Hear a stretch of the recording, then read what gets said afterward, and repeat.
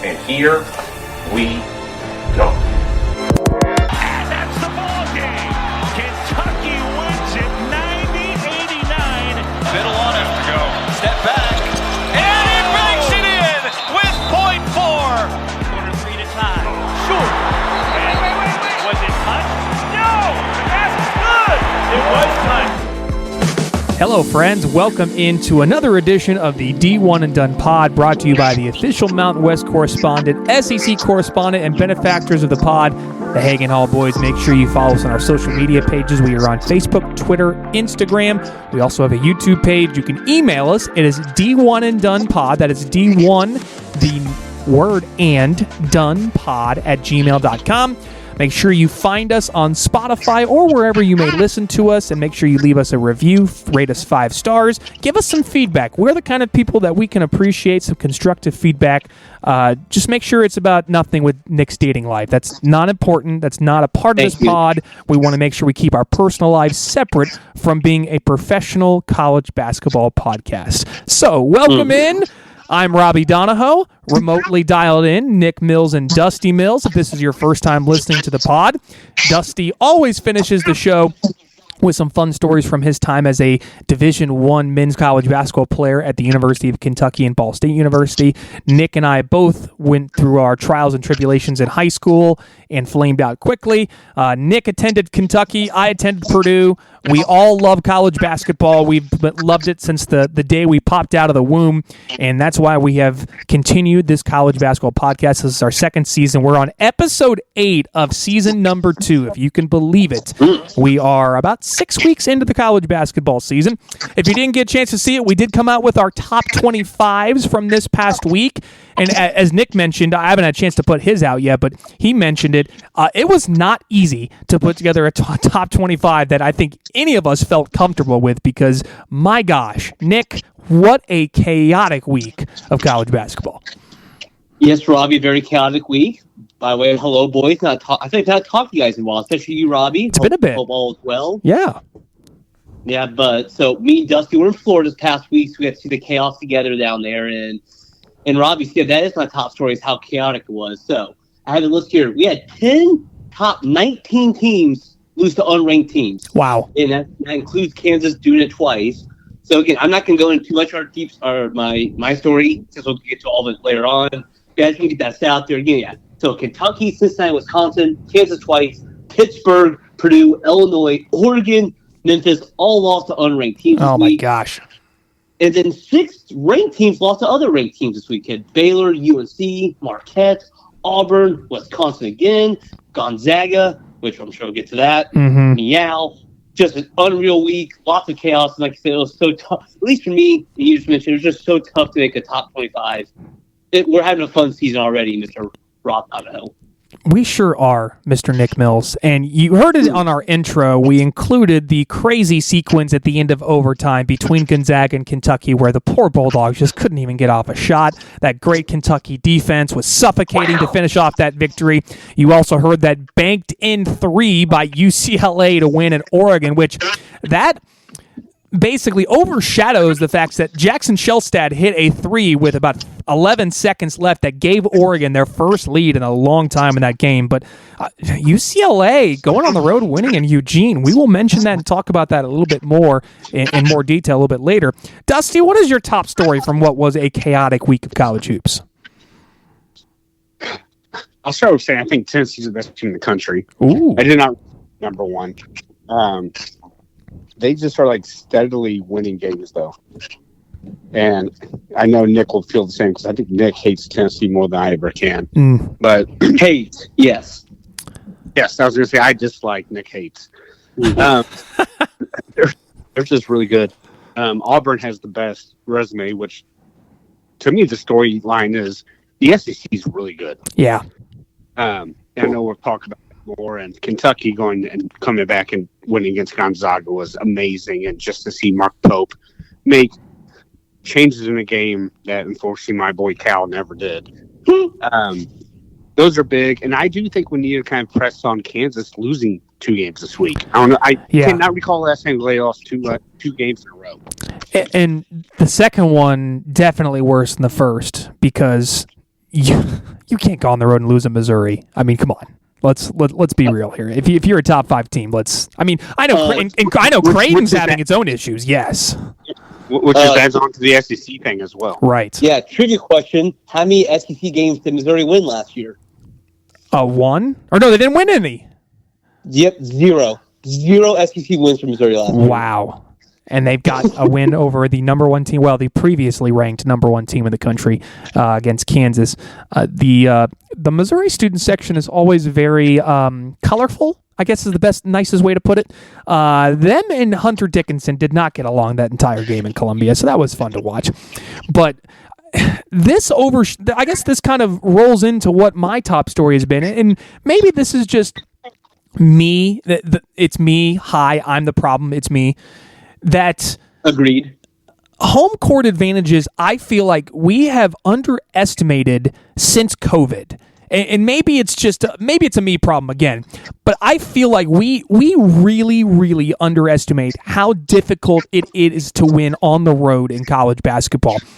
It happens all the time in college football, whatever. We saw it a lot last few weeks, but I feel like just this year alone, we have seen so many home teams just down teams that are either ranked, highly ranked, or probably shouldn't be beating on a neutral floor. It's almost as if these home court advantages are 10 to 15 point differences that help the home team. And I don't know if it's because since COVID, for me personally, it felt like you could throw home court advantage out the window because the results just didn't make sense across the board during that season, where there were no crowds, and you it was weird when teams showed up and played so much better when they were on the road compared to at home. And I don't know if that's continued to roll over into now. I don't have any data, but it's just a kind of a feeling that I have that it feels like home court advantages in college basketball are so much more significant now than what they were or what they used to be. Nick, thoughts on that? Yeah, it's interesting. I was kind of thinking with this, we always hear about when home court struggle. It's kind of like the best man speech. You remember bad best man speeches, but you never remember good ones. Yeah. So I always remember those years when home teams always Kentucky lost 3 round rough last year. And I remember there's a discussion has home court advantage gone away in college basketball? And then to your point, we've seen schools that are not traditional, home court advantages win this week. Northwestern against Illinois, Clemson against Kentucky, Missouri against Kansas. So Penn State against Purdue. Yes, Penn State versus Purdue. Jeez. So yeah, I'm with you. I'm not seeing any data either. But maybe home court advantage is back in good old college basketball. I think maybe it never went away either, other than COVID. Maybe so. Dusty, what do you think about that?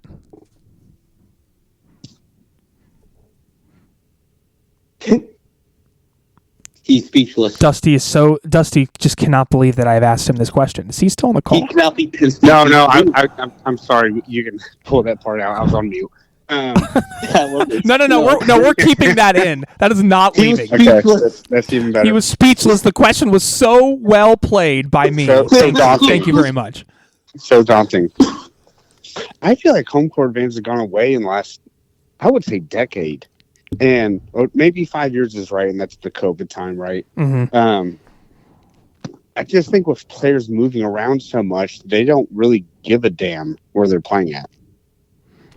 And yeah, but I mean, I can't imagine walking to, let's say, Kansas or Duke, or which I would say are the 2 best ones, or North Carolina.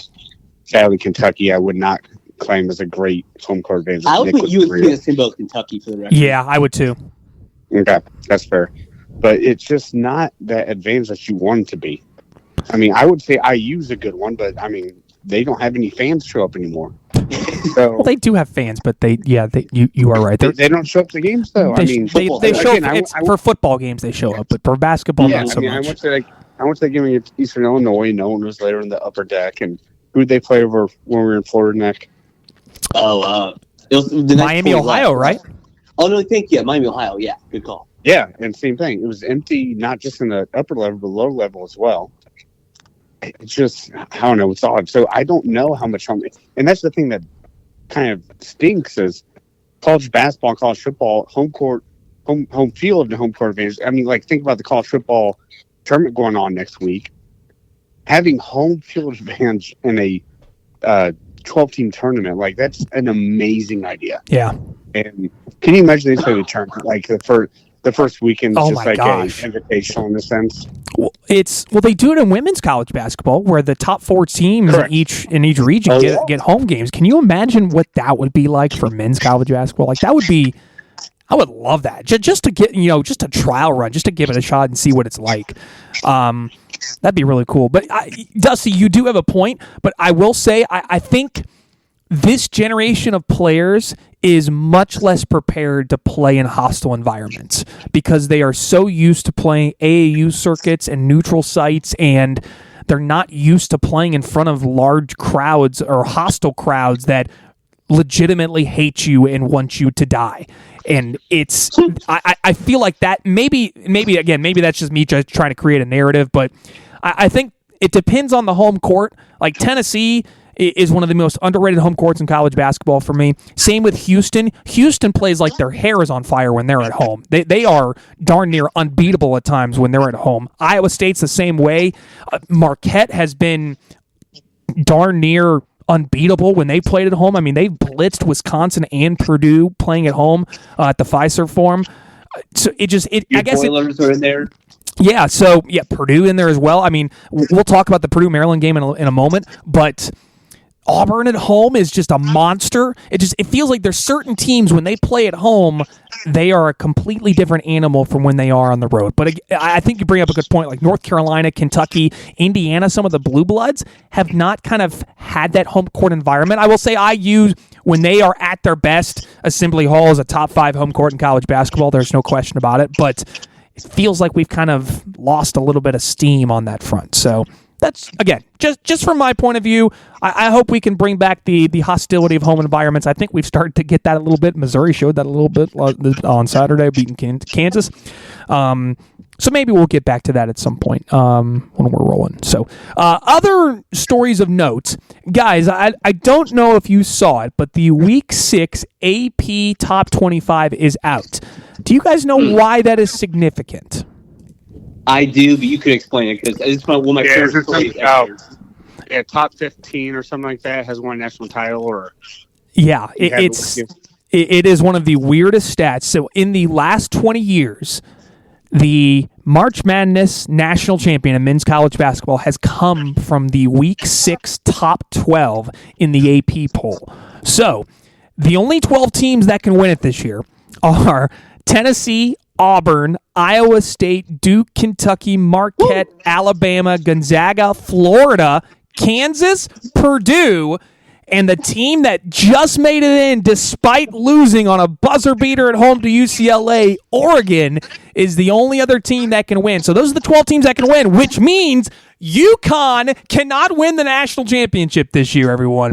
Do not put the Huskies in your national championship winner. But that's why the Week 6 AP poll really, really stands. A lot of people circle it because, again, last 20 years, our national champion has come from that top 12. Of those 12, Nick, is there a team that doesn't belong there? Do you think?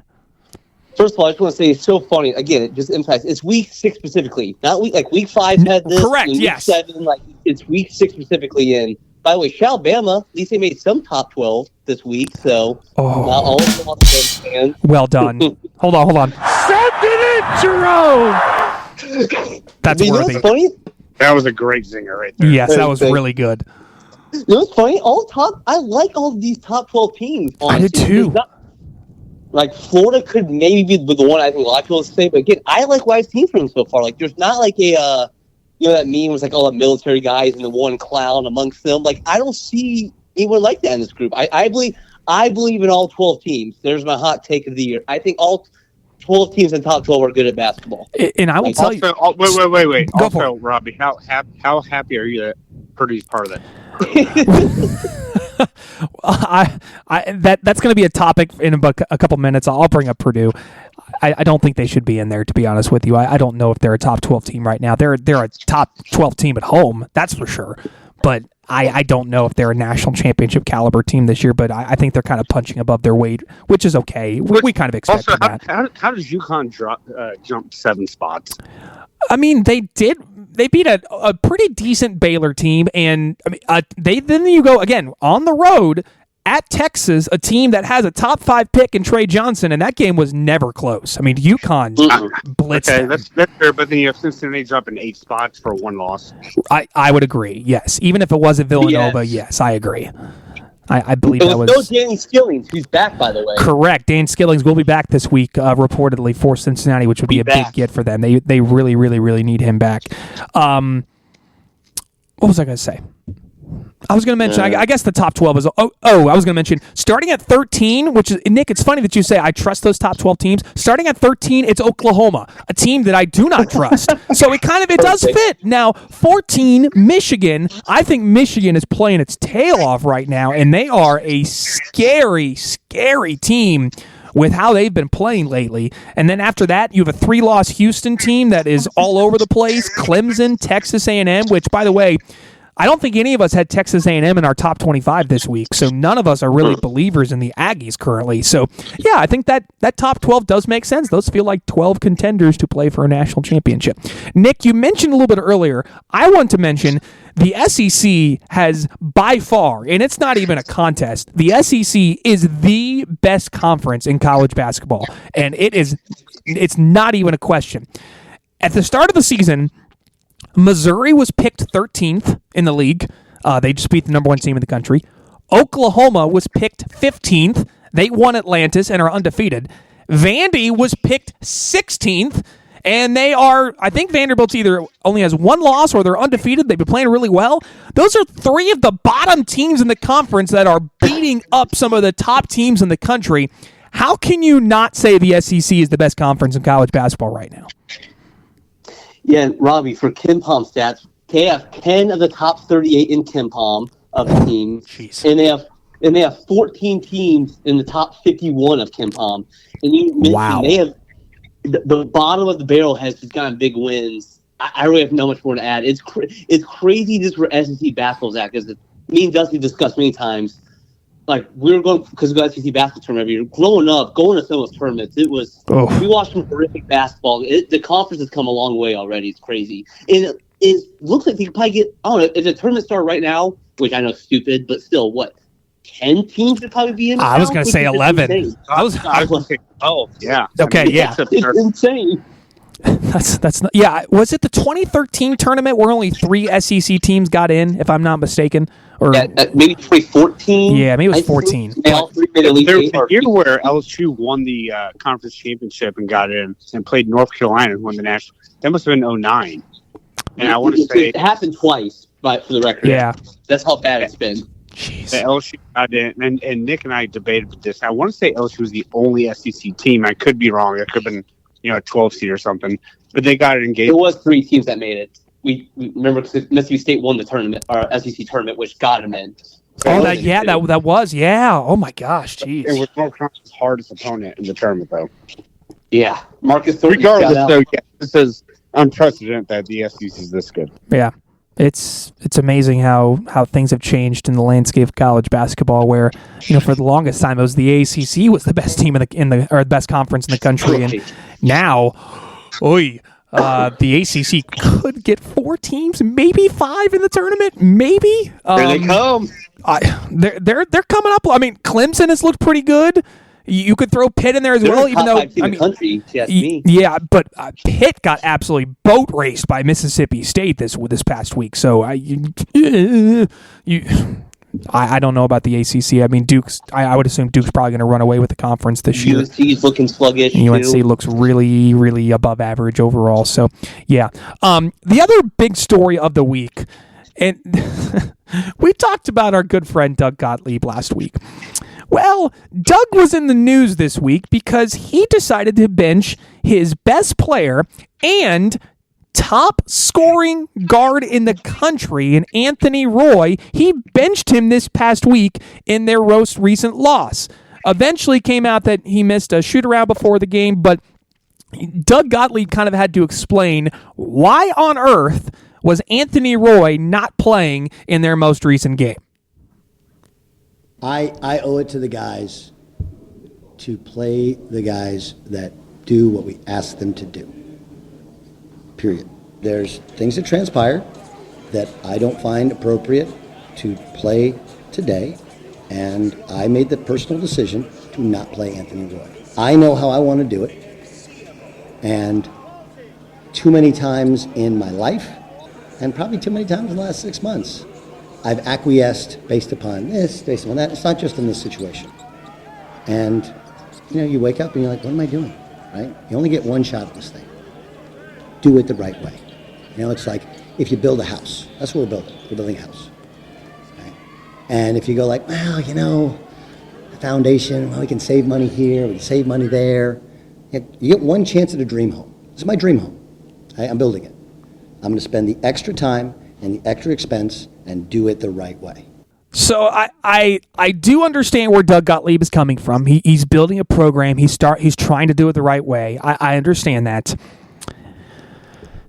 Maybe, Dusty, you can probably speak to this. So eventually Anthony Roy came out with a statement on Twitter saying that he took full responsibility for his actions and he missed a pregame shoot-around. That's why he was benched for the game.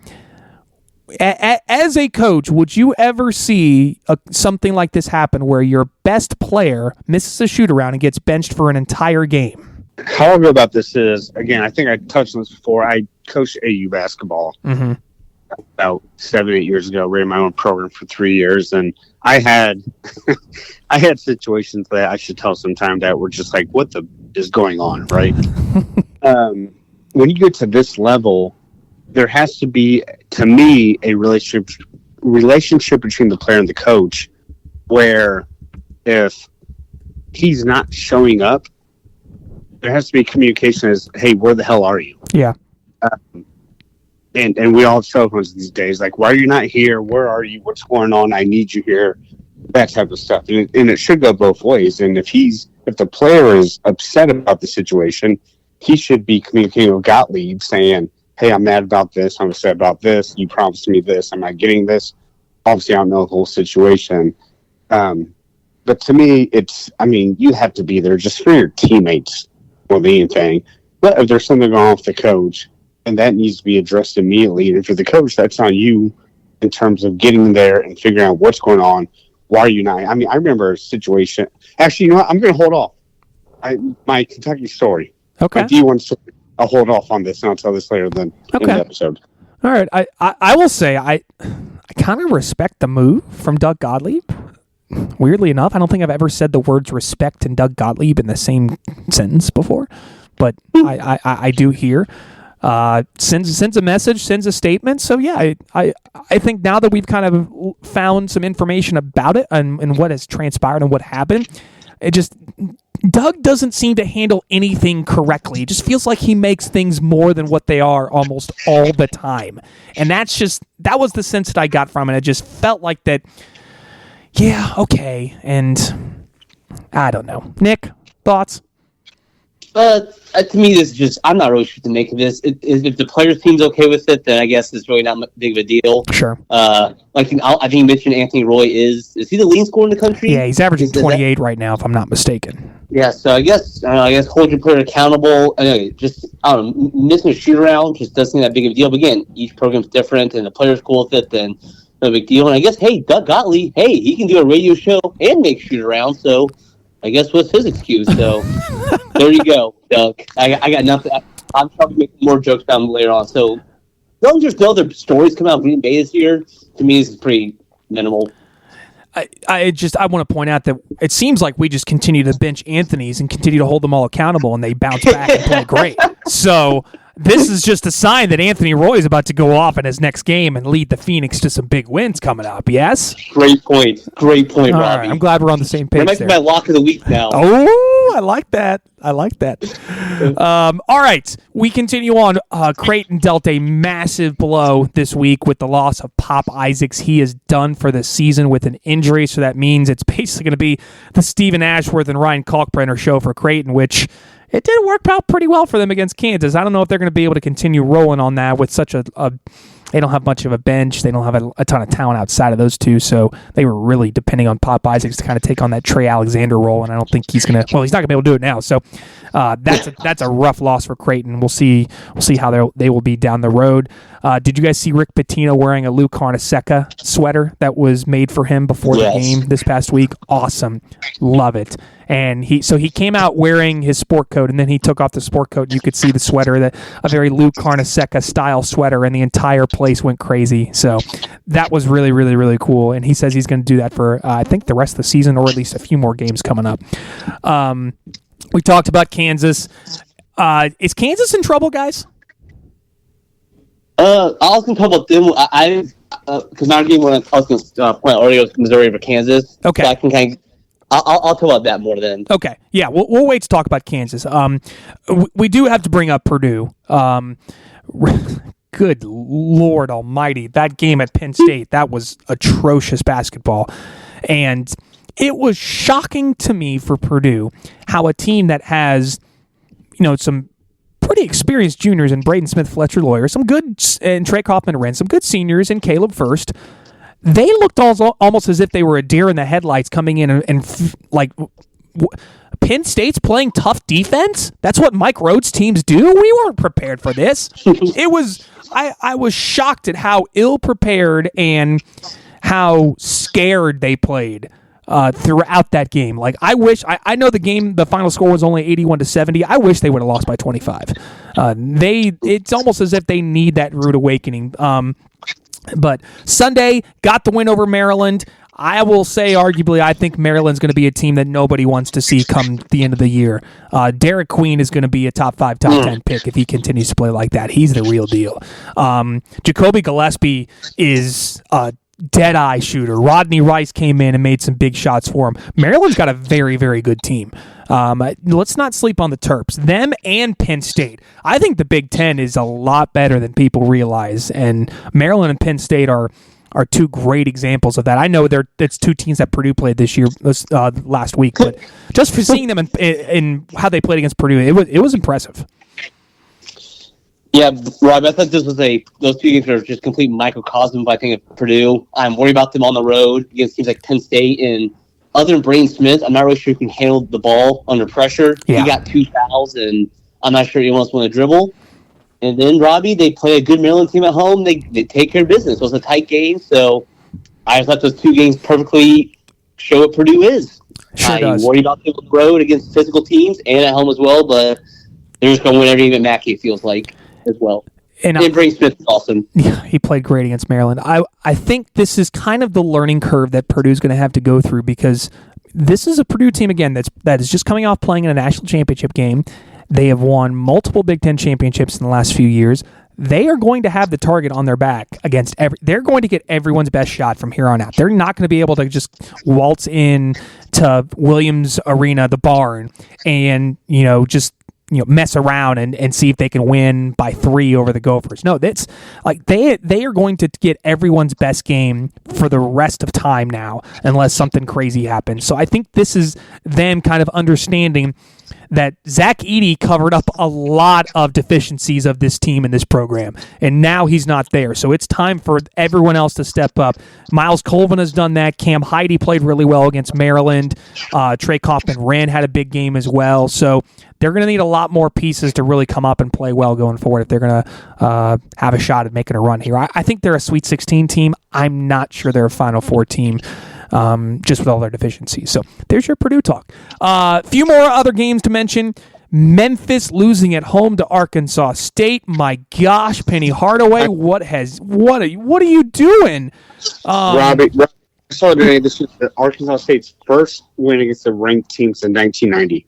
Oh, heck yes! 34 years. Oh my gosh. It been 91 to be fair. It was 90 or 91. 30 plus years at the very least. So yeah, wow. Okay, and they led the whole game too. Right. Yeah, that's pretty bad. To be fair, Memphis. Those guys they're worried about taking their finals. They got a lot of academics that they got to care about in Memphis. So that's what popped up. That's the problem. I completely understand. UCLA going on the road, winning at Oregon. Man, shocked by that. The Ducks had been rolling to start the season, and they come home, face a team they're very well known. They know very well, and you lose. Houston came home and became a boat racer, crushing Butler. Can we all give a round of applause to West Georgia? The Wolves finally getting their first win of the season, and it wasn't the one that Dusty thought would happen, unfortunately. It was against Tennessee Tech at home, 78-73. On the other side of the coin, Columbia has their first loss of the season at Albany. But we also have to talk about the Kentucky Wildcats. What a win on the road. Well, quasi-road game in Seattle. I will say there were quite a lot of Kentucky fans there that made that a good environment for UK. Dusty, I will start with you, and you mentioned it when we were talking about it on text in our thread and before the show. Mark Pope making changes. What changes did he make that was the difference in that ball game against Gonzaga? His ability to change the offensive alignments, give the ball to different players, and then defensively, not going straight man-to-man every single possession, which is what you all know that Cal probably loved. Just the way that he changed the game by seeing something at halftime. And, I mean, I was talking, as Nick mentioned, we were in Florida over the weekend, and my dad and I were flying back together yesterday. On the flight, we were talking about it and reading actually the Cat's Paws, which is, for those that don't know, like the Kentucky weekly newspaper, essentially, which is the most Kentucky basketball thing ever right there. Yep. And we were just talking about, like, these adjustments don't happen when Calipari was here. And we all know, everyone who's ever listened to this knows how much I love John Calipari. They just didn't happen. You could just see a difference in the way the team played in the second half. And to me, I'm not big on, what do you call it? What's the one that, it's a happy one. You lose, but it's moral victories. Moral victory. A moral victory. Yeah. I'm not on those, and that's probably why I forgot the phrase. Not big moral victories, but even if they lost in overtime, it's like, okay, well, you know what? You were 18 down at one point. Yeah. And for them to change the entire game, come back, tie it, had a shot at the end of the game to win it, and then get up 4-0 really quick in overtime. They're a good team, and I don't think anybody in the country wants to play them besides Clemson at Clemson. I would agree. I will, before I go to you, I will single out. I thought Andrew Carr was the best player on the court. He was outstanding. I was so impressed. That was my first time watching him firsthand and be a significant impact in the game. And this was a game where Kobe Bryant was 1 for 6 from 3, and you still found a way to win. And Nick, I'll go to you here now. Losing Kerr Kriisa to that injury, how significant of that is that going forward? Yeah, for people to see, so Kerr Kriisa got hurt in the middle of the game. They're saying they're expecting 3 to 6 weeks. It's a Jones fracture, so that can always get tricky. So hopefully it's not that long. It's not the end of the world. I mean, averages like 4 points per game, but he is the spark plug. He is the energizer bunny for them. Especially, I think Lamont Butler. I don't think we finished yet. He did not play his Gonzaga game, which was very crucial.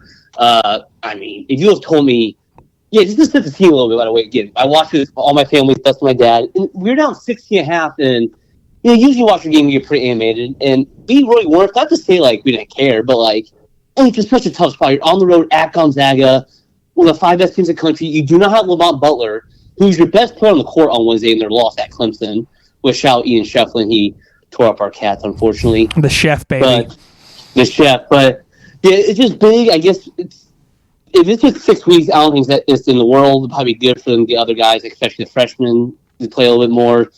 So that'd be very interesting to see how it goes going forward, especially if Lamont Butler hopefully is back immediately. But I just want to shout again, Mark Pope and everything, okay? Again, no players returned from last year, okay? So someone broke this down on Twitter the other day. So last year... And no coaches. And no coaches. They did bring back Walker Horn, shout him. I believe he scored 0 points last year. Thank you, Walker Horn. Thank you for your contributions. We brought in, like, major conference teams. We brought in 7 more transfers last year. None of them got an at-large bid, and the only one who did quote-unquote well was NC State, who need to win 5 games in 5 days in the ACC tournament to make the NCAA tournament. And now here's Kentucky, who again brought in a whole new team. They've got 2 wins over Duke and Gonzaga, both away from Rupp. And it's just amazing how Pope has already constructed this team like that. I'm just so happy about them. My one concern, I would say, I think it's concern is just the 3-point defense so far. 6 times this year, Kentucky's had opponents shoot 25% or less from 3 points this year. Yeah. Duke and Gonzaga were 10 of 50 from 3. So there's 2 lines I'm thinking. One, they play great 3-point defense, which they very well might. But, math guy myself, I'm always Trey Waters could find his level.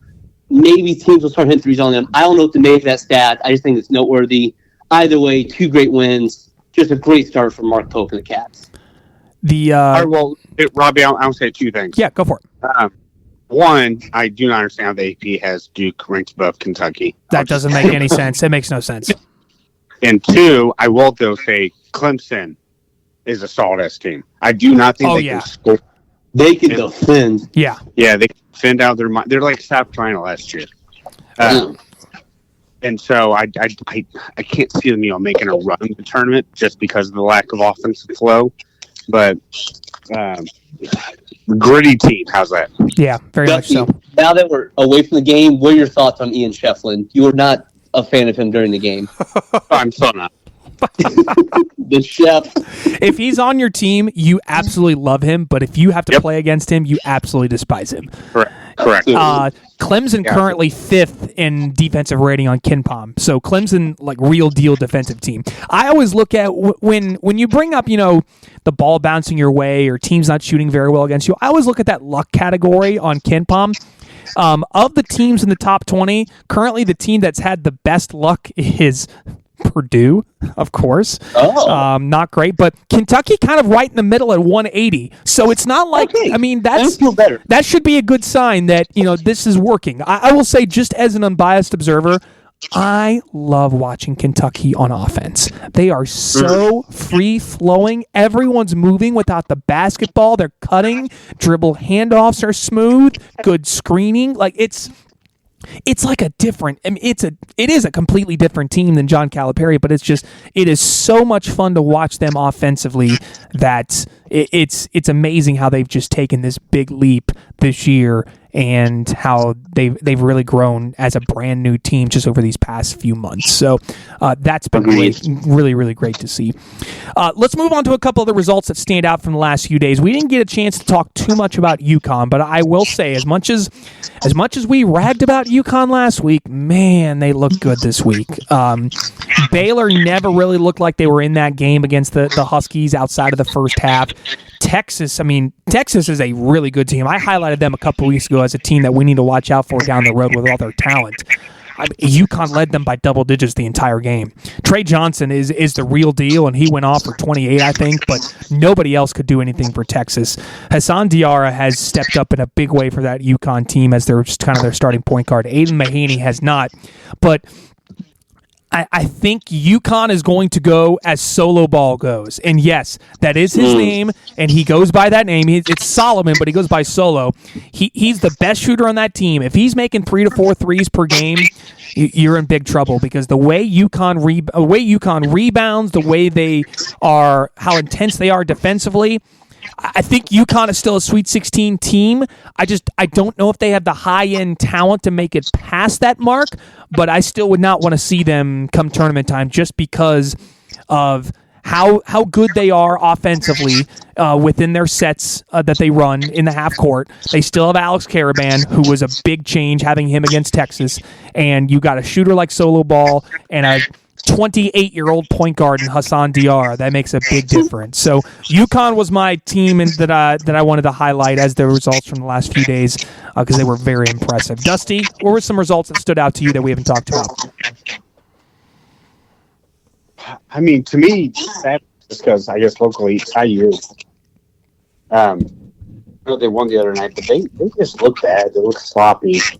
And sorry, Jeff Steele, if you're listening. You just can't get over how just slow they play. They look like a team that they don't know each other. Do they run offensive sets? That's what I don't see. It doesn't feel like they do. Yeah, because my family ties, but they just look sloppy as hell. So I would say IU for someone who, or a team, sorry, not someone, a team that came in this year thinking could win the Big Ten. I think they're AP picked them second in the conference. I think so, yeah.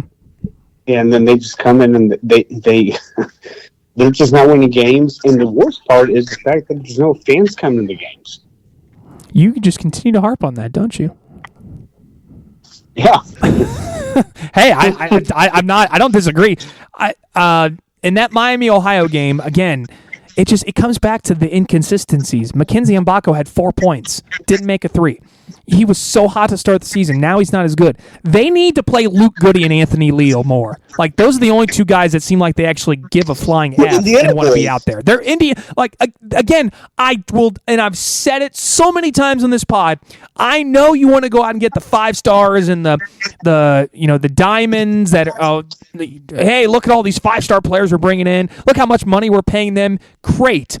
The best players for IU are the ones that come from the state of Indiana, in my opinion. Trey Galloway, Culver. He's just, he loves playing for Indiana. Luke Goody, Fort Wayne kid, loves it. Anthony Leal, Bloomington kid. Indiana needs to get away from recruiting all these 5-star talented players and go back to what has done them best, and that is recruiting the state of Indiana. And if they don't do that, they will continue to be in this purgatory of being good enough to be at Sweet 16, but never good enough to go past that. And I feel like we're saying the same thing over and over again with them, and it's insanity. You do the same thing over and over and expect a different result. This is what you're going to continue to get going forward. So that's just from me. Hey, as a Purdue fan, I don't mind it. Give us all the best players from the state of Indiana. We'll continue to take advantage of that. Can I just say something? Yeah. In a chaotic week of college basketball, in the week IU played Sam Houston and Miami, Ohio, I love we've worked them in the drag on them. I love we found a way to somehow we continue to do it. But I mean, if this isn't Mike Woodson's last season, then I'm shocked. It doesn't make any sense to me how they continue to be just so above average and just everyone's okay with it. Well, I don't know if everyone's okay with it. Kane Carlisle might be back tonight against Minnesota. They need to crush Minnesota. Like, they've got to win by 15 to 20 points to make me feel a little bit better about them. But right now, there's just so many question marks about this IU team. Nick, what was I know what result you're going for. We teased it a little bit earlier, but should we be concerned about Kansas? First of all, I just want to shout out this Indiana game. Miami, Ohio almost went 9 minutes, outscored a basket in the second half. That was hilarious to watch. Shout in action. But, yeah. Missouri beat Kansas, and you're asking, should we worry about Kansas? That's kind of what I'm getting. So it's the way they're losing, right? Yeah. So they lost to Creighton in Missouri, granted both away from the fog, and they really kind of got handled in both these basketball games. Yeah, they're down 24 at one point in the second half to Missouri. Creighton, I'm not sure if they got to 20, but they're in control the whole basketball game. And what really concerns me is in the game, particularly against Missouri. So the result, I'm simply point out Missouri over Kansas. Again, I mentioned earlier, Missouri 0 SEC wins last year. Didn't make the tournament 2 years ago under Dennis Gates. But again, Bates had 29 for him and Mitchell had 17. So shout out Missouri. Also, one more good thing, Missouri thing.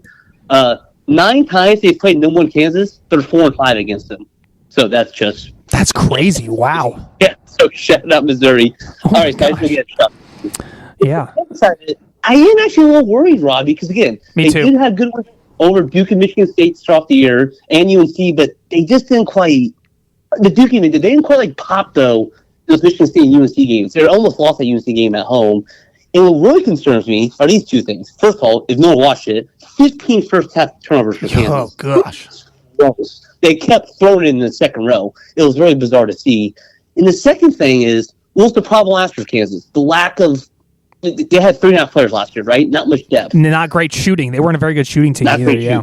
The 3 guys they brought in, Zeke Mayo, Ryland Griffin, AJ Storr, combined 9 points against Missouri yesterday. They should be getting, 20, 25 from those guys.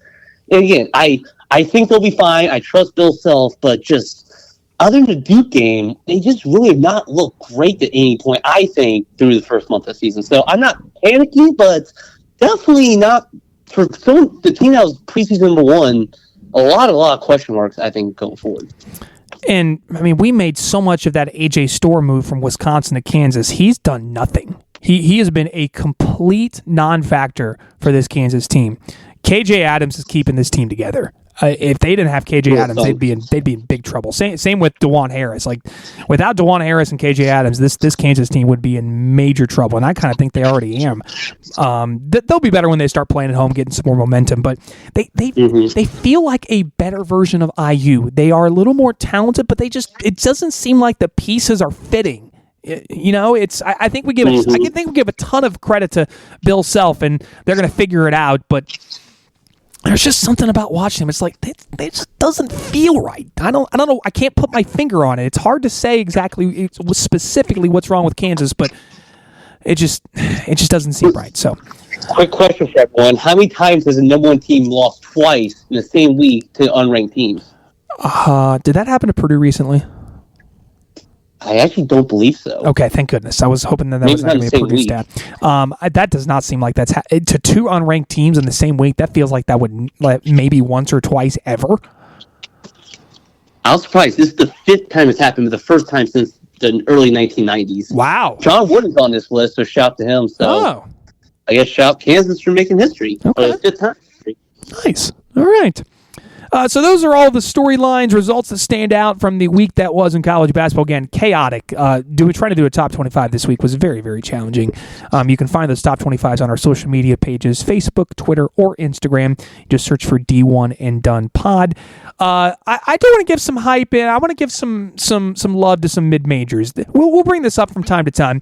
But I want us to highlight a mid-major team that you think could win, not will win, but could win a tournament game. I will start. I've obviously mentioned Drake before. I think Drake is going to win a tournament game this year. I really do. I think they're a lot of fun to watch.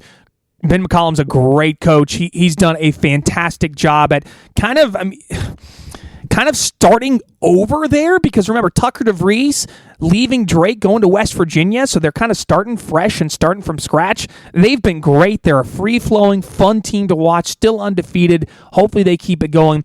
But I will say, the team that I do not want to see in March, and I know a team that I highlighted them last year, but I think they're even better this year, Dayton looks nasty.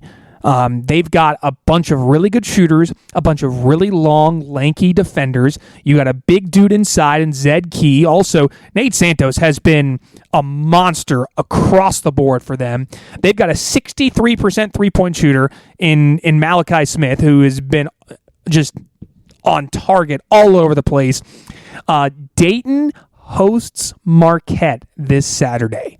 That is going to be a great game. So Dayton, Drake, those are my two mid-major teams that could win. Obviously, we're an Atlantic 10 pod now, so we got to shout out some A10 teams. Dusty, is there a mid-major team that you think could win a tournament game that needs some hype? Immediately Furman. Ooh. So the Paladins, they have a leading scorer, TJ Smith, and I believe he shoots about 48% from three. Okay. And think about Oakland upsetting Kentucky last year. Is that not what you want? Is someone to come in just not give it, or just come in and just let it rain? Yeah. TJ Smith, Furman, and they're, I believe. So I'm trying to do research right now. I think they're 9-1. Yeah, they're 9-1 this year, coming off a big win over Princeton. Yeah, lost at Kansas, beat Princeton. Yeah. Beat Florida Gulf Coast, who's always kind of tough, beat Belmont by 2. So, yeah, there's a team that, I mean, they're probably going to be, 14 seed? Yeah. They were 13 against Virginia a couple years ago. Yeah, they were 13 when they beat Virginia. Yeah, you're right. Yeah, I would not want to play them in the tournament. Love that. Great one. Nick, you got a couple mid-major teams that could win a tournament game you want to highlight? Yeah, like you and Drake, me and VCU have to shout them out. They still keep it rolling. 7-2. Play the hits, baby. Let's go. A10, baby. We'll keep leaving them. So I have to shout the Rams, ram it up. The other one, it's another kind of, what's it called? Off the radar? Yeah, off the what's it called? You like something, but a guilty pleasure. Thank you. Yes. Northern Arizona, I've always had one for them. Ooh. From college basketball dynasty back in the day. I digress. They're awesome this year, though. They're 7-3 out in the Big Sky. They have 2 players of note you guys should know about. Their leading scorer, Trent McLaughlin, 22.5 points per game. Whoa. 20 plus in every game this year except one. He scored 14 that one, so it's not like he did too bad. And the other guy, Carson, oh my gosh, is that Carson Tout? Couch. Yeah, Yes, that's the CFWP. I've heard of him. Oh, look at this. We might be a lumberjack pop. Oh, baby. Yeah, we're just 13-11. Northern Arizona plays in the walk-up Sky Dome. It's an awesome place. The Big Sky is traditionally dominated by the Montana schools, I feel like, in Eastern Washington and Weber State. But the Lumberjacks are the team to watch this year. Lay the lumber, give me the wood. Love it. Oh, I love that. Great picks. So when Northern Arizona wins their 2 versus 15 matchup, we're going to come back to this moment right here. And shout Ben Howard. Indeed, former Northern Arizona coach for sure. So love those picks. Great ideas. So those are some mid-major teams you want to keep an eye on going forward. Again, it's December. We got a long way to go, but hopefully you keep some of those teams on your radar, and you may be able to keep them in the back of your mind when you start filling out your bracket in March. Here's your upcoming schedule. We got some good games this week. The Saturday slate is great. This is kind of finals week for a lot of schools and colleges, so we don't get a ton of great games this week, but that's okay. We got a couple good standalone games. Abilene Christian at Baylor tonight. This is Monday night when we're doing this pod. We'll find out if IU will bounce back and look better. I guess not saying bounce back. They continue to win, but we just want to look better. They played Minnesota at home. That's a 6:30 p.m. tip-off time on Monday night. Tuesday, we got Jimmy V Classic at the Garden, Miami, Tennessee, Michigan, Arkansas. Penn State will be at Rutgers. I'm fascinated by that game. Rhode Island putting their undefeated record on the line at Brown on Tuesday night. So Dusty's Brown Bears get a shot at taking down an undefeated team. That'll be tasty. Wisconsin at Illinois should be a good one. Wednesday, we got a rivalry matchup, IU versus Purdue. IU Indy versus Purdue Fort Wayne. That's what I meant to say. That's the actual matchup coming up Wednesday night at Purdue Fort Wayne. Kentucky will be at home taking on a Colgate team that's been getting beaten up lately. We thought Colgate was going to be pretty good this year. They've had a rough start to the season. South Dakota State will be at Nevada. That will be a good one. Jackrabbits and Wolfpack. Thursday, the battle for Iowa. Cyclones and Hawkeyes in Iowa City. Iowa very nearly did beat Michigan over the weekend. So the Hawkeyes have been pretty solid to start the year. Iowa State's been even better. I think Iowa State's played like a top 5 team, so we'll see if they can do that when they go to Carver Hawkeye Arena. Friday, IU will be at Nebraska. Nothing good ever happens on a Friday night in Lincoln when basketball is played, so good luck, Hoosiers. That's speaking from experience. South Dakota State will be at Colorado. Those are your standalone Friday games. The Saturday slate is excellent, though. We get the Crosstown Classic in Cincy. Xavier at Cincinnati. There's some bad blood brewing between these two schools right now. Don't be surprised if it gets a little chippy between those two teams. Because, again, those two teams back in the top 25, or at least back to being both relevant across the board. That's what makes that rivalry great. Memphis will be at Clemson. Cambridge Fieldhouse Indy Classic will be Texas A&M versus Purdue. I will be having boots on the ground for that one. Wisconsin will take on Butler in the later game after that. In Atlanta, Ohio State, Auburn, Arizona State, Florida should be both pretty good. DePaul will get a chance at a marquee win hosting Wichita State. Appalachian State will be at High Point. Bring back the Big East. Georgetown at Syracuse. Probably the best one of all of them, UC Irvine putting their undefeated record on the line at Oregon State. It's a 5 p.m. ESPN Plus game. Pac-12 rivals duking it out of different conferences. UCLA will be at Arizona. NC State, Kansas. Ole Miss will be at Southern Miss in Biloxi. Be careful, Rebels. LSU versus SMU. Louisville's at Kentucky. No one cares about that game. Tennessee will be at Louisville. I'll be boots on the ground. Boots on the ground in Lexington and in Indianapolis. Tennessee will be at Illinois. Vols, that's a real tough one going into Champaign. McNeese will be at Mississippi State in Tupelo, Mississippi. Grand Canyon will play Georgia and Atlanta. Marquette's at Dayton, as previously mentioned. Gonzaga, UConn at the Garden. Oklahoma's at Oklahoma State. Creighton's at Alabama. St. Mary's, Boise. My goodness. Saturday is a great slate of hoops. So tell the significant other, sorry, babe, I'm busy. Why? There's college basketball. Don't ask questions. Just accept it. And then Sunday is a little bit off the radar, but not as many good games. But Sunday, Vermont will be at Colgate. So there's your upcoming schedule. 500. Yes. Shocking. Shocking. Because those are two teams I think we kind of pegged as teams that were going to win their conference this year. And I know everyone plays tough conference, but yeah, it's very, very surprising. All right, we are back for our locks. Send it in, Jerome! So last week, Nick and I actually did fantastic. Oregon State, they kept up with the data. They covered over Idaho, minus 14.5. Nick covered with ease Iowa State over Marquette. Dusty, unfortunately, Mercer did not have the Tuesday night bender he was expecting, and the Wolves fell. But Dusty wasn't super far off from West Georgia getting that first win, though, because the next game they did win. So I will give Dusty some credit on that front. So this year, Nick still leading the picks, 4-1 this year, 7-7 overall. I am 2-3 this year, 9-5 overall. Dusty 2-5 this year, 7-9 overall. We need a Dusty bounce back. Dusty, give me your lock for this week. Well, I'm going to take a game tonight. I want to take Boston against Thomas, whoever the hell that is. Hold on, what? I'm with you. St. Thomas Aquinas, they're fun. Yeah, well, what I'm going to do is I'm going to take Hofstra at Norfolk State +4. Hofstra at Norfolk State +4. Okay. Yep. Get your bets out now, kid. I'm interested in Sarah Lawrence is playing at Columbia tonight. What did you say? What? Who's Memphis Boy? Sarah Lawrence, is that correct? It's on ESPN Plus. Oh, we're gonna have to watch this. Sarah Lawrence will be playing at Columbia. 7 o'clock. You can get tickets as low as $9 on StubHub, so make sure you file in and cheer on the Lions. Yeah. So yeah, I'll go. I feel good about that one.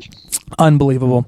All right, I will go with my lock next. We're going to take it all the way to Saturday once again. Central Michigan at Valpo. Again, off the radar, 4 p.m. game time. I know I harped on the home court and how that was such an advantage.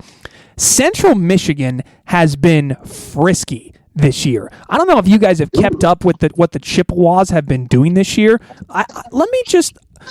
If you haven't been keeping up with Central Michigan, I want to kind of show you what they've done with their schedule. Now, they're 5-3 this year. They've got 3 losses to Stony Brook, Marquette, and Minnesota. Okay? So, not great. They lost to Stony Brook by 1. They only lost at Marquette by 8. And then they also lost at Minnesota by 3, in which they were ahead for most of that game. They've beaten George Mason. They've beaten South Alabama. They've beaten Purdue Calumet. Like they've got some good wins on their resume. And forgot to mention, they've covered in every game they've played. So, Central Michigan, fire it up. Fire up, Chips. They're going to cover against Valpo. Well, we don't know what the line is yet, but Central Michigan on the road is going to get it done when they play the they're not the Crusaders anymore. What are they? What's Valpo now? They're the Beacons. The Beacons. Yeah. I hate that so much. That's such a terrible... Okay, anyway. So, yeah, Central Michigan. That's my lock of the week. Nick, your lock for the week. My lock involves Jimmy V Classic, Tennessee, Miami. Ooh. Miami's lost 6 in a row. Miami scored 55 points against Clemson. Clemson, great defensive team. Yep. Who's a better defensive team, somehow? The Tennessee Volunteers. Oh, yeah. Miami might score 26 points in this basketball game. Give me the under between. The under for Miami, Tennessee coming up on Tuesday night with Nick. Have they come out with the numbers on that yet? I believe CBS Sports has it at 142.5. Okay. Well, 143. Got a point. I'm going to give you another point because ESPN Bet has it 144.5. So I'm going to give you 144.5. That seems like easy money. I mean, Tennessee's going to score 90 points to try and get that number. I mean, let's be honest. Gambling is easy. Everyone should do it. It's so, I mean, you might as well just get out a printer. You're going to print money with all of our locks. So absolutely. You can get referral codes too. So send it to all your friends, your little cousins, your nephews. There you go. Do whatever you can. Yeah. I love it. Give me the sound of the lock. Oh, so okay. Well, you want to do it again, Dusty? Yeah. Okay. Here's what I'm going to do. I'm going to change my lock. Oh, wow! Unlock. I'm going to change my lock to unlock real quick to Eamon Kelly for Sarah Lawrence over 15 points. Shut up.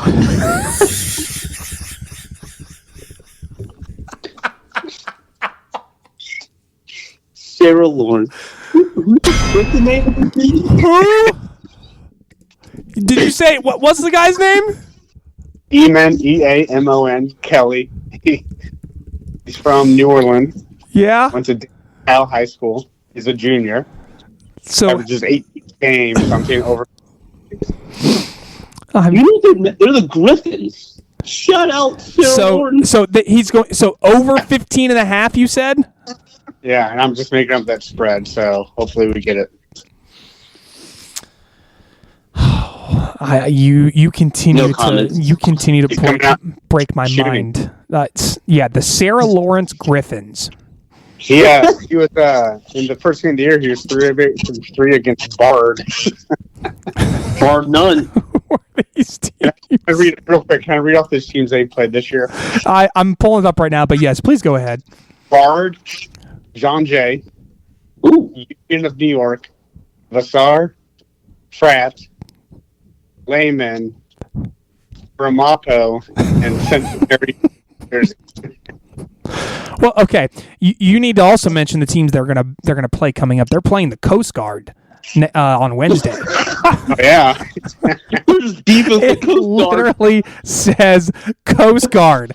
And bring it on. Okay, hold on. This is the best thing. I just clicked on the Coast Guard. So when you click on, I'm looking at the Sarah Lawrence schedule right now, and when I click on Coast Guard, it redirects to the Coast Guard website, and they have to put a disclaimer at the top of their website that says this website is not an official U.S. Coast Guard site.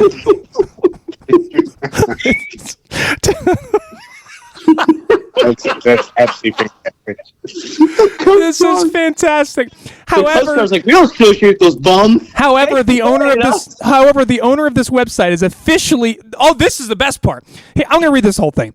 This website is not an official U.S. Coast Guard site. However, the owner of this website is officially licensed with the U.S. Coast Guard. I'm not making this up. Check it out yourself. It does exist, and they have a store.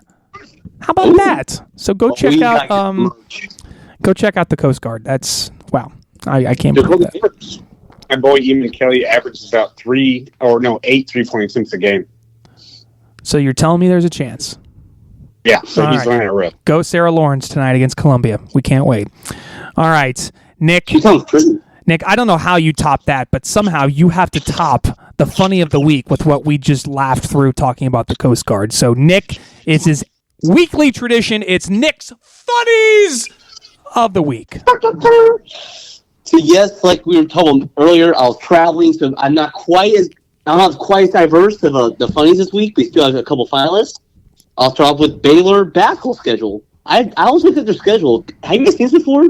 Baylor plays December 11th, and it just takes a holiday break, and we don't see them again until December 27th. A 16-day break from Scott Drew and the Baylor Bears. I've never seen this before. 16 days? 16 days. Scott Drew's like, Scott, what are you guys doing? Cruise, I gotta go. I gotta go Cancun. Shout out Scott Drew. That's how to play the holiday season correctly. Should I also mention? Do you know the team they play when they come back after that 16-day stretch? I meant to write it down. Who is it, Robby? Arlington Baptist. Don't know them. Just mailed in December. That's a good get right game. We got a 16-day break. Come on back. Let's play Arlington Baptist. There we go. We're gonna get Abilene Christian tonight, Norfolk on Wednesday, and then Arlington Baptist. What are they doing, man? What are they doing on this month? Oh my gosh. Jeez. The second finals again. I didn't do much research. I just want to shout out the Pacers for losing to a G League team last night. Oh Lord, they're awful, Robby. But terrible. The winner of the funny of the week, Robby. You mentioned the rivalry renewed this week between Cincinnati and Xavier. Yeah. Did I see this story? Here's the headline. Oh, I haven't. Cincinnati made a Tennessee middle school stop using Bearcats as a nickname. Xavier fans helped them rebrand as the Musketeers. How about that? That's fantastic. That is awesome. Which, by the way, first of all, Cincinnati, give yourself. They're trying to cancel middle school. And then Xavier's like, we got you. Get Musketeered. So I just thought that was hilarious. Shout out Cincinnati and Xavier. Great rivalry and great comedy. Oh, just don't hit each other, kids, this week. We know what happened last time. That's truly incredible. So, yeah, let me run through this again. A middle school in Tennessee was sued by Cincinnati for copyright infringement using the Bearcats name and logo, which that does happen from time to time. Sure. It happens more often in high school, not in the middle school. So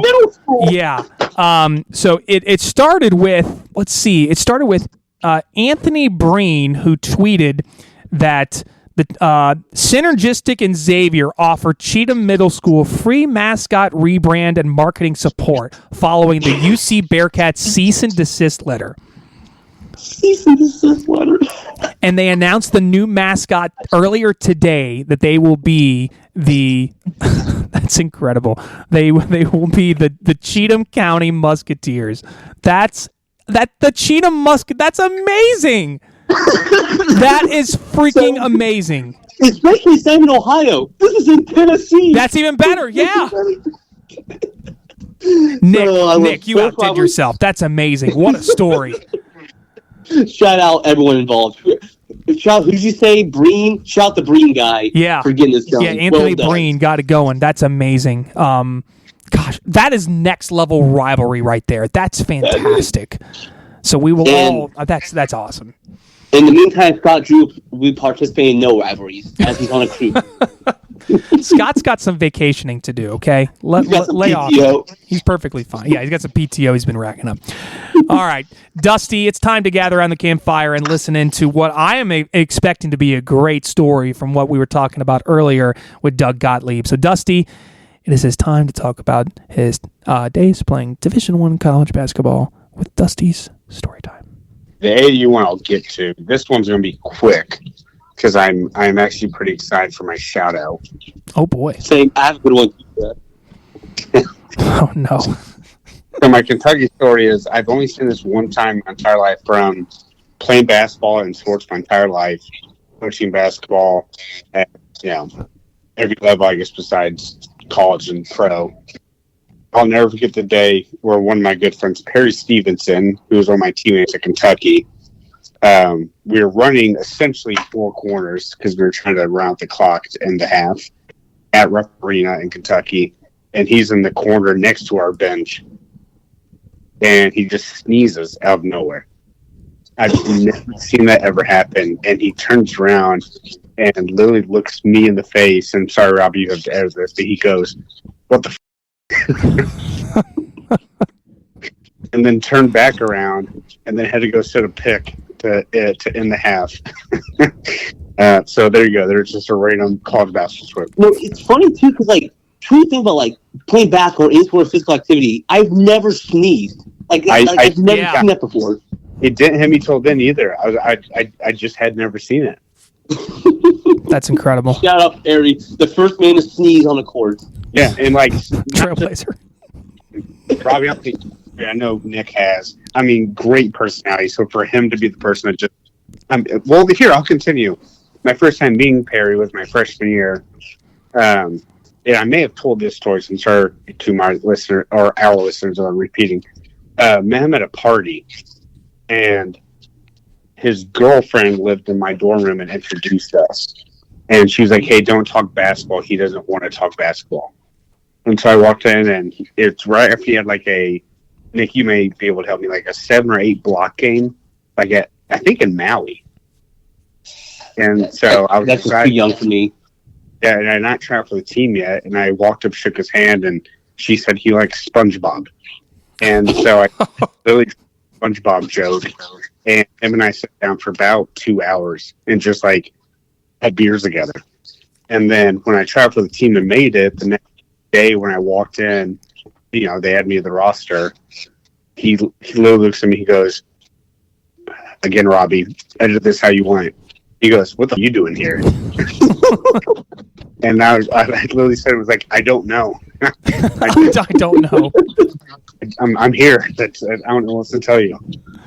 That's great. And that's your story. Perry Stevenson being the first and only person I've ever seen sneeze on a basketball court. Trailblazer. Shout out. Yeah. Shout out to Perry Stevenson. Unbelievable.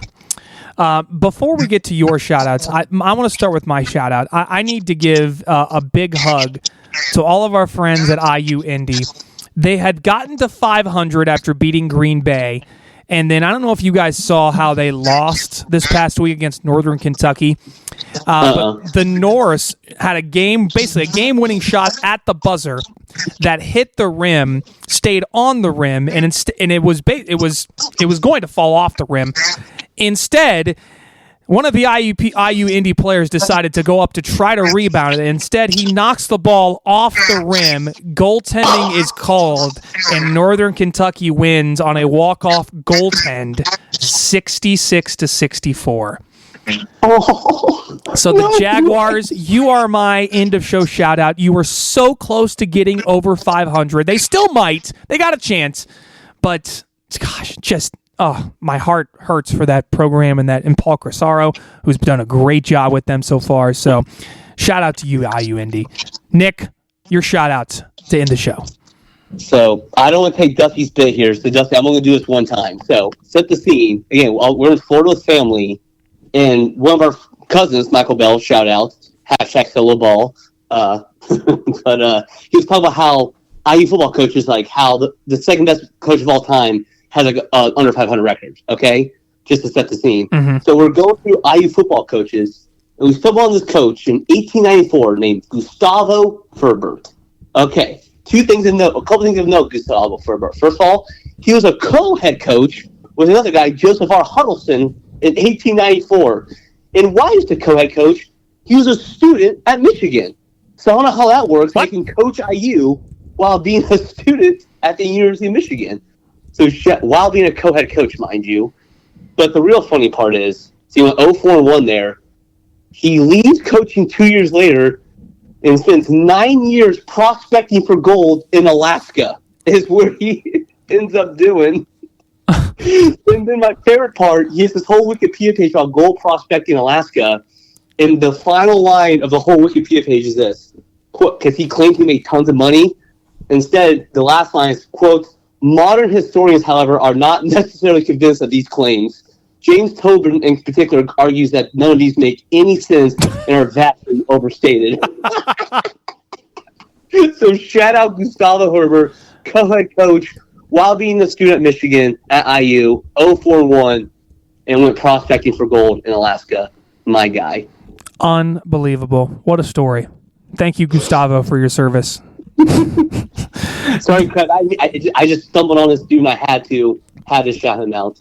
This has become my favorite part of the pod, I think. All right, Dusty, give us your end of the show shout out.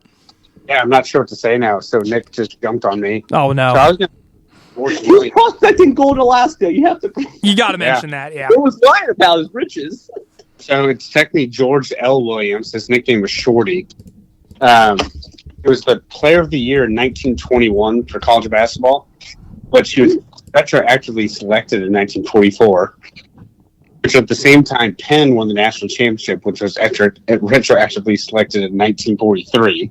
I'm not sure how that happens. Why did we wait 20 years to decide this? Also, the Phillips Haymakers are the runner-up, and they don't have a basketball program anymore.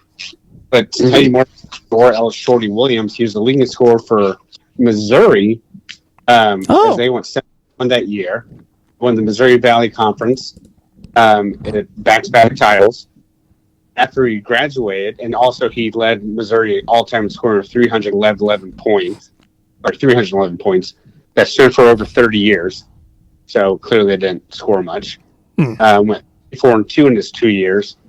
After he graduated, though, he was a 3-time AAU All-American. And most importantly, in 1961, he died of a heart attack while putting luggage into his car and died the next day. My man. That's very specific. Went out and what? What? I'm sorry. He was out prospecting for gold. He was 62. Oh, Great. long life. Well, Shorty, Shorty, thank you for your life and your legacy of letting go while luggage going in your car. Last year, 2008, you were with Logan Campbell's in 22, and then one with Kansas City AC Diamonds in 1923. Ooh, Wikipedia might be the greatest invention of all time. is the best. I love falling down these rabbit holes. Three players He being did a named. lot in high school. Unbelievable. All right. That'll do it for another fantastic episode of the D1 and Done Pod. Make sure you follow us on our social media accounts, Facebook, Twitter, Instagram. We're also on YouTube. All of our episodes go there. Should be a great week of college hoops. And then we start turning the page after finals week and look forward to a great Christmas slate of games that you will certainly be looking forward to as well. Again, make sure you catch up on our top 25 polls. We've posted those on our Instagram, Facebook, Twitter pages across the board.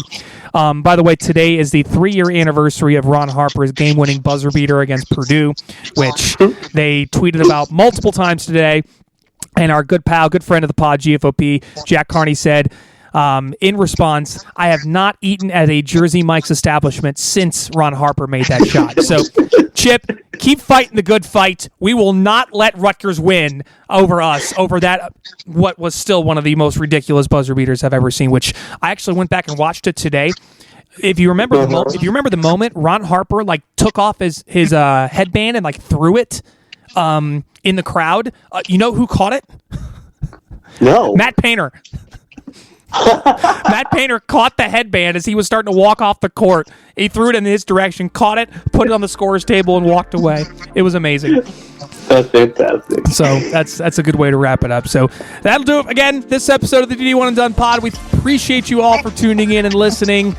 I'm sure episode 9 will be even better than episode 8, and maybe we'll talk a little more Doug Gottlieb. Hopefully not. And the Coast Guard. Yeah, and the Coast Guard. Well, and George's older brother Fred was also an All-American at Missouri. Man, thank goodness. We needed to know more about George Williams' family line. So, 41. big Missouri pod today. Love that. Yeah. Love that. Shot the Chiefs one again. Just make it stop. They're so lucky. They're so lucky. All right. That'll do it. We'll see you next time on the D1 and Done Pod. Until then, y'all have a great rest of your week. We'll see you next time.